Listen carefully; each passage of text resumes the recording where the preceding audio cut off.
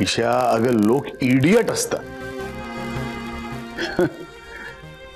ते ना म्हणजे त्यांचा भूतकाळ सतत बरोबर घेऊन चालतात किंवा डिमांड करतात.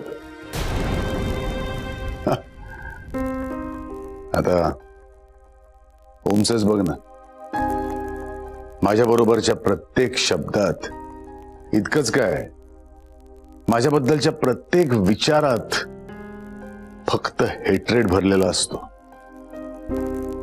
तुम्हाला गंमत सांगते, माझं आणि ओमचं एक स्वप्न आहे. आम्हाला दोघांना मिळून अशी एक फर्म काढायची जिथे सगळे family matters out of court settle होतील.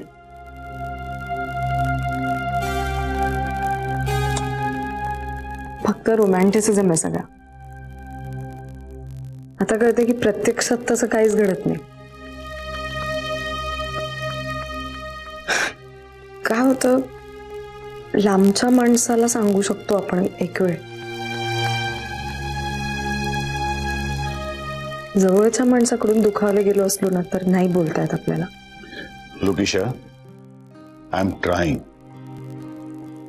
अगं पण समोरच्या माणसाकडून पण तसा रिस्पॉन्स यायला हवा की नाही.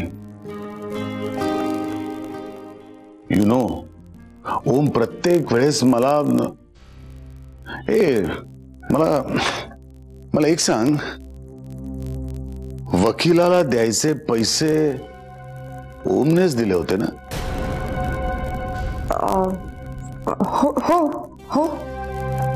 का का म्हणजे अगं जेव्हा त्यांनी माझा प्रॉब्लेम समजून आपणहून पैसे दिले तेव्हा मला असं वाटलं की त्याच्या मनात माझ्याविषयी काहीतरी आहे,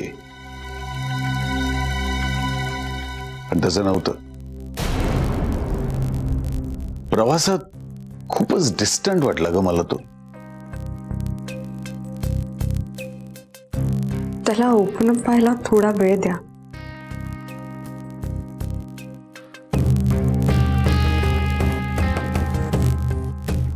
जेवायला येताय ना तुम्ही? नाही अगं, आम्ही बाहेरून जेवूनच आलोय, काही नको आता. मी येते.